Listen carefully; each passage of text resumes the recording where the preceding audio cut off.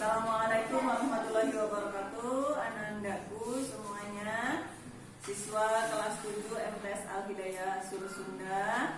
Apa kabar anak-anak? Semoga Ananda di rumah sehat selalu bersama keluarga, tetap harmonis dan menjalani hari-hari dengan aman dan nyaman. Ananda, pembelajaran kita kali ini, marilah kita buka bersama dengan membaca basmalah bersama-sama dari rumah. Bismillahirrahmanirrahim. Terima kasih Ananda atas perhatiannya. Semoga pembelajaran kali ini bermanfaat. Mari Ananda perhatikan baik-baik. Pembelajaran kali ini yaitu tentang teks prosedur. Teks prosedur kita bagi menjadi beberapa kategori dulu untuk membantu Ananda memahami keseluruhan maksud dari pembelajaran kita hari ini. Pertama, tujuan teks prosedur adalah menjelaskan kegiatan yang harus dilakukan agar pembaca, pemirsa dapat secara tepat dan akurat mengikuti sebuah proses, membuat sesuatu, melakukan suatu pekerjaan, atau menggunakan suatu alat. Jadi intinya teks prosedur itu adalah teks yang membantu kita untuk melakukan sesuatu secara lebih efektif dan efisien, sehingga apa yang kita sampaikan itu dapat dilakukan oleh orang lain, dapat dilakukan oleh pendengar penonton kita, sehingga mampu menghasilkan sesuatu yang menjadi tema dari teks prosedur tersebut. Kemudian yang ke B, ciri teks prosedur dari segi isinya itu ada 3. Yang pertama, panduan langkah-langkah yang harus dilakukan. Step by stepnya, langkah demi langkahnya itu harus sistematis, harus urut dan jelas. Kemudian aturan atau batasan dalam hal bahan atau kegiatan dalam melakukan kegiatan. Dalam langkah-langkah tersebut itu harus disesuaikan sesuai tema, topik atau judul yang kita pilih. Contoh, cara membuat kue lapis, maka harus ada ukuran atau batasannya, dari penggunaan tepungnya, mau berapa kilo kah, atau hanya berapa gram kah. Kalau cara melakukan sesuatu, cara menarikan tari pocong-pocong, umpamanya Ananda disuruh seperti itu, harus jelas. Langkah ke kanannya berapa langkah, langkah ke kirinya berapa langkah. Ya, kalau tidak dijelaskan batasannya, gerak ke kanan 2 langkah, 1, 2, itu adalah batasan. Ini untuk maksud yang B. Kemudian yang C, isi kegiatan yang dilakukan secara urut. Kalau tidak urut disebut tips. Jadi ada perbedaan yang jelas antara teks prosedur dengan teks yang berupa tips. Yaitu kalau teks prosedur urutannya sistematis, tidak boleh diacak. Nah kalau tips itu boleh diacak. Walaupun sama, keduanya memberikan petunjuk tentang sesuatu. Berikutnya, ciri bahasa yang digunakan. Yang pertama pada teks prosedur itu adalah jenis kalimat perintah. Karena pada teks prosedur, pembaca atau pemirsa, jika itu berupa teks prosedurnya diperagakan dalam bentuk video, itu berfokus untuk melakukan sesuatu kegiatan. Jadi harus jelas kalimat perintahnya. Pertama, silakan Anda buka e-booknya, umpamanya seperti itu. Kemudian berikutnya, selain kalimat perintah juga diberikan saran, anjuran, itu saran. Kemudian larangan agar diperoleh hasil maksimal pada waktu menggunakan atau membuat sesuatu tersebut. Kemudian yang C, menggunakan kata dengan ukuran akurat. Ukuran akurat itu yang jelas hitungannya. Jangan masukkan beberapa butir telur ke dalam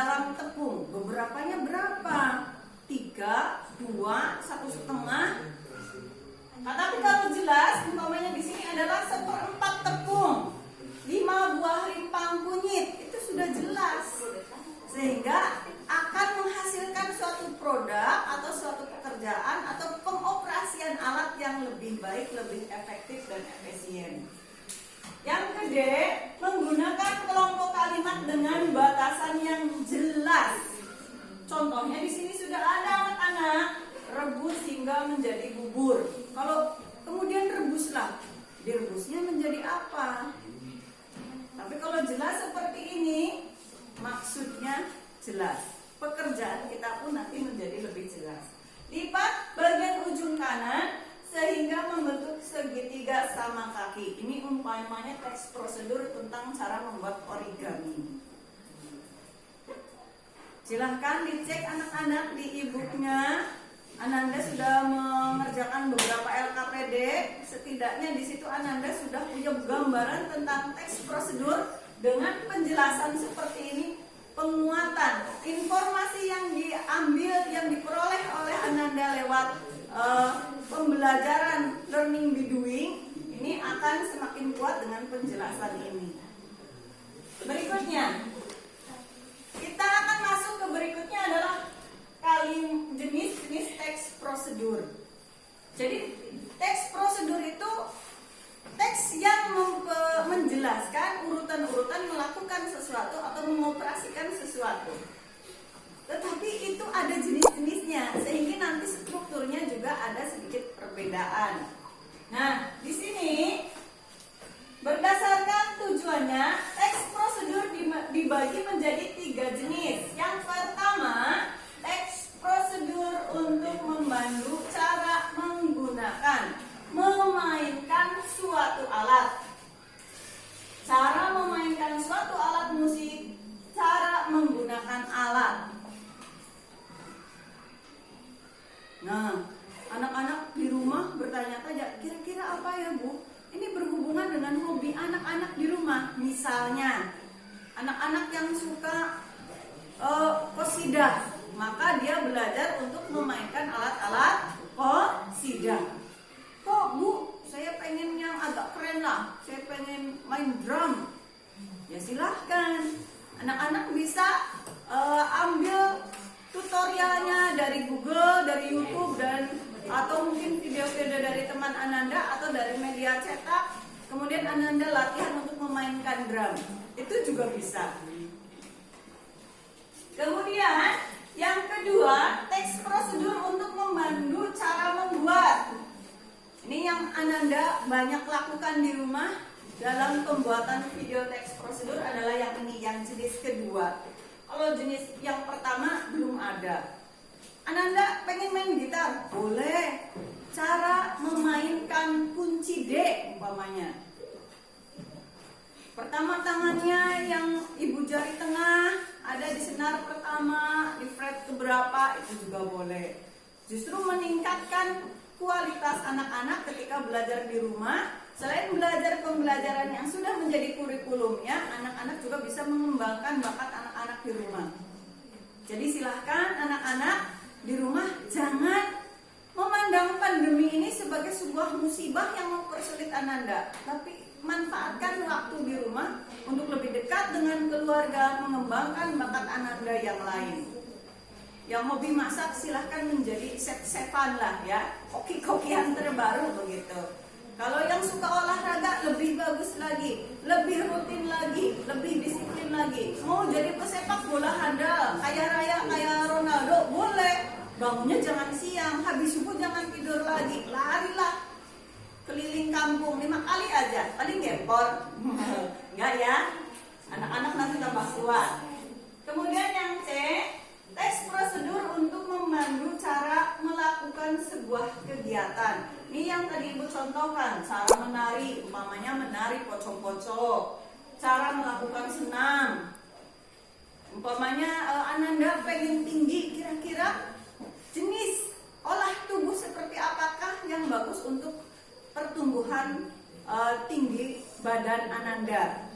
Karena anak Indonesia itu, orang Indonesia itu menurut penelitian WHO katanya itu termasuk manusia berukuran tubuh mini atau kurang tinggi begitu.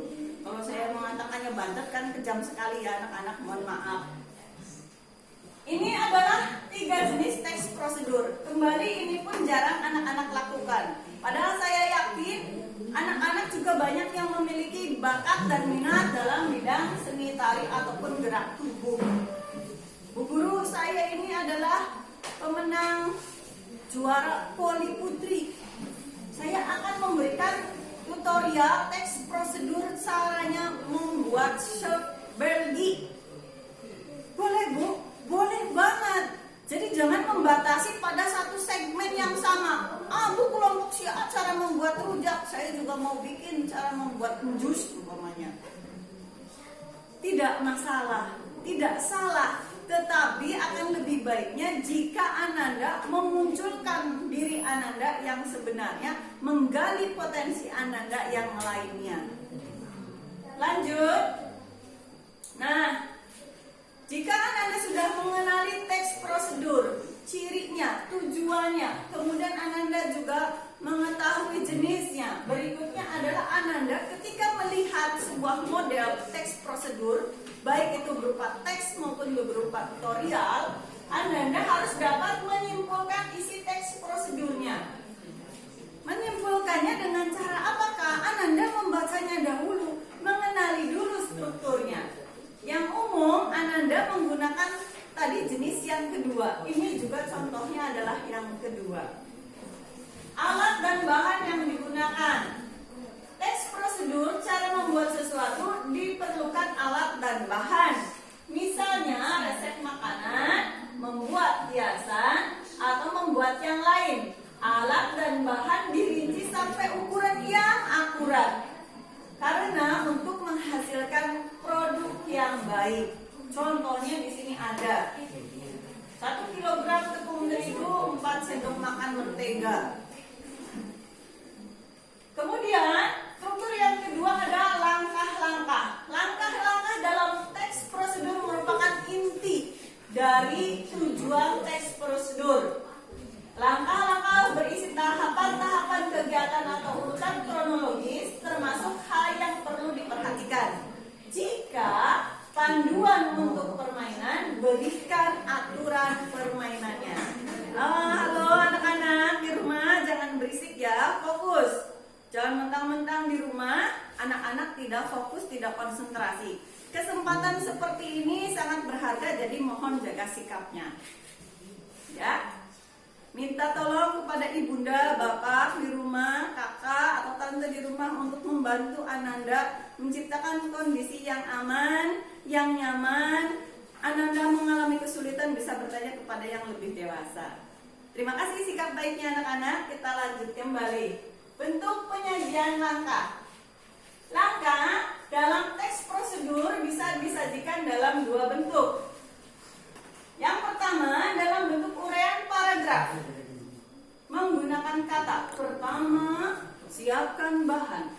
Kedua, carilah alat. Ketiga, begini-begini. Keempat, seperti ini. Itu contohnya kalau menggunakan kalimat dalam paragraf. Yang umum dipakai adalah yang ini, yang bentuk kedua, dalam bentuk penomoran pada setiap langkah dengan urutan ke bawah.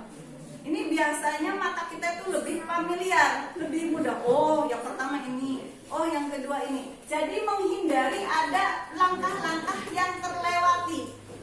Kalau yang bentuk paragraf, kalimat-kalimat dalam paragraf itu dikhawatirkan ada yang terlewati. Karena tulisannya bersambung menjadi sebuah paragraf. Tapi kalau teknik yang kedua ini penomoran berurutan ke bawah, mau nomor ABC atau nomor 1, 2, 3 atau pakai bulet, bentuk hati lah, bentuk panah atau apalah, itu membuat kita lebih fokus dan lebih teruntut. Insya Allah akan menghindari ada langkah-langkah yang terlewati atau terlewati. Berikutnya penggunaan kata penghubung pada langkah. Yang pertama, menyatakan waktu. Konjungsi itu adalah kata penghubung. Pernah ada di chat interaktif, Bu, konjungsi apa? Konjungsi itu adalah kata penghubung.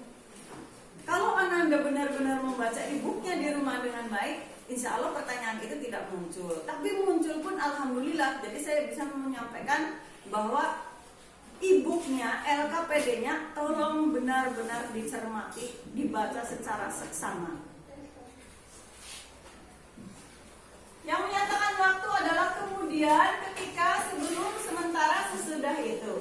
Kemudian konjungsi yang berikutnya menyatakan tujuan. Apa sajakah? Ada supaya, untuk, agar, untuk mencapai hasil terbaik, panggang dengan api kecil sekitar 10 menit. Itu contohnya. Yang C menyatakan urutan seperti yang dijelaskan di sini. Pertama, kedua, ketiga, dan seterusnya.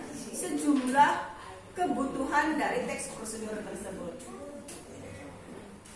Nah, sekarang kita masuk ke kebahasan teks prosedur. Tadi pun ada unsur kebahasaan. Ini lebih detail lagi. Anak-anak, sudah dibuka e-booknya bagian ini? Mari kita simak bersama. Untuk memperdalam pengetahuanmu tentang aspek kebahasaan, di sini jelas dituliskan memperdalam pengetahuanmu. Berarti anak-anak sudah banyak yang tahu, tinggal diperkuat lagi. Cermati paparan berikut. Kalimat perintah merupakan kalimat yang mengandung makna memerintah atau meminta seseorang untuk melakukan sesuatu sesuai dengan apa yang diinginkan oleh si penutur atau si penulisnya. Si penutur berarti itu jika berupa video tutorial atau tutorial langsung. Sedangkan penulisnya jika itu berupa teks prosedur tulis. Ciri-ciri kalimat perintah yang pertama, intonasi pada bagian tengah kalimat naik atau meninggi.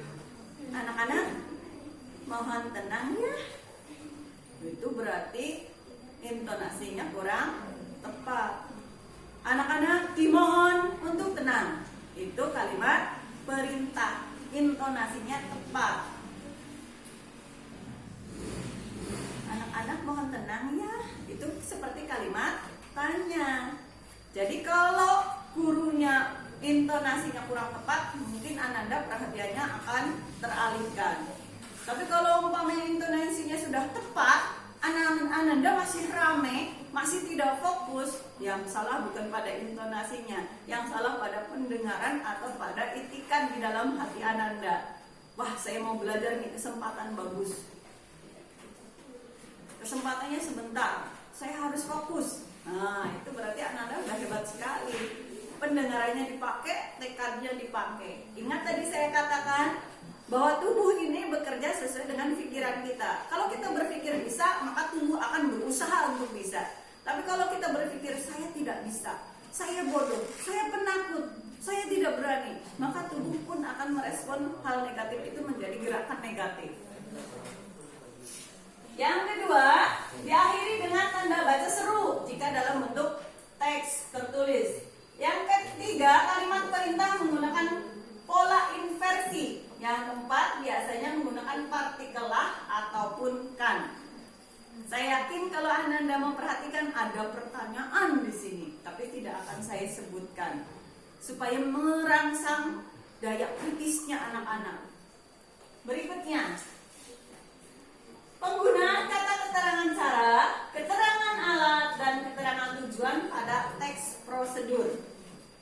Adverbia atau kata keterangan adalah kelas kata yang memberikan keterangan kepada kata lain seperti verba berupa kata kerja atau adjektif yaitu kata sifat. Adverbia yang banyak digunakan pada teks prosedur adalah keterangan cara, keterangan alat, dan keterangan tujuan.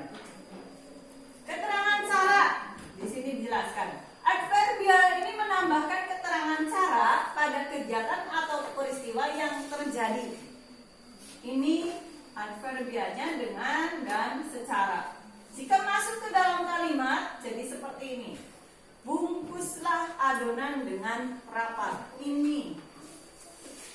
Talikan rafia dengan cara menyilang. Ini.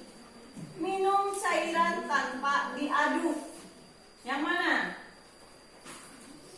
Yo, yang ini yang mana? Nanti Ananda bertanyalah. Bunyikan secara serentak semua gendang. Yang mana? Ada. Nanti Ananda silahkan japrik daripada ibunda. Pertanyaan tadi dari ibunda Sudah betul jawabannya atau belum? Nanti Anda tanyakan, Bu tadi yang ini jawabannya ini betul atau salah? Nanti Ibu berikan penjelasan. Berikutnya, buat isi kue dengan cara mencampur potongan buah dengan selai. Ini juga sama. Nanti Anda bisa pelajari di rumah. Bisa Anda ciri I. Anda ciri I pada bagian mana yang merupakan ciri khusus dari kalimat perintah tersebut. Keterangan tersebut. Berikutnya keterangan alat. Adverbial ini menjelaskan alat yang digunakan pada sebuah kegiatan atau peristiwa. Misalnya dengan titik-titik, menggunakan titik-titik, dengan menggunakan titik-titik. Ini contohnya. Para penebang kayu itu menebang pohon dengan gergaji mesin. Inilah kata kuncinya yang bisa Anda beri tanda. Kata yang lainnya silahkan tandai. Nanti bisa chat interaktif dengan Ibu. Bu, penandaan saya untuk materi ini udah benar atau belum? Kemudian keterangan tujuan. Adverbial ini menambahkan informasi tujuan pada kalimat. Misalnya untuk, supaya, dan agar. Contoh, malam jangan terlalu panas agar tidak merusak kain. Malam di sini apakah maksudnya? Silakan Anda cari. Dan ini adalah keterangan tujuannya. Ingat, catat baik-baik apa maksud malam di sini. Kalau Anda sudah membaca e-booknya, maksud apa ini yang dimaksud dengan malam, mengerti. Berikutnya, keterangan dengan derajat atau kuantitas. Kata ini menambahkan keterangan kuantitas pada sebuah kalimat yang disertainya. Contoh, setelah dicelup, angkat kain secepatnya. Ini derajat kuantitasnya adalah secepatnya. Di sini sudah diberikan penebalan kata. Kemudian keterangan syarat. Kata keterangan ini menambahkan keterangan syarat terjadinya suatu peristiwa. Menggunakan kata jika. Berikutnya. Nah, sekarang sudah sampai kepada bagaimanakah menulis teks prosedur. Mudah. Jika Anda berpikir mudah, maka mudah. Berpikir mudah, melakukan sesuatu sesuai dengan arahannya, maka akan lebih mudah lagi. Tetapi kalau Anda tidak melakukan sesuatu, diam, menganggap diri tidak mampu, maka Anda tidak akan mencapai pada kompetensi pembelajaran ini. Bagaimana cara menulis teks prosedur? Yang pertama adalah susunan teks prosedurnya itu harus ada, sesuai. Yang pertama judul, kedua pengantar yang menyatakan tujuan penulisan, ketiga bahan atau alat, kemudian langkah-langkah. Penjelasannya di sini sudah ada. Untuk judul dapat berupa nama benda, sesuatu yang hendak dibuat atau dilakukan. Dapat berupa cara melakukan, menggunakan sesuatu. Pengantar. Pengantarnya dapat berupa pernyataan yang menyatakan tujuan penulisan atau berupa paragraf pengantar yang menyatakan tujuan penulisan.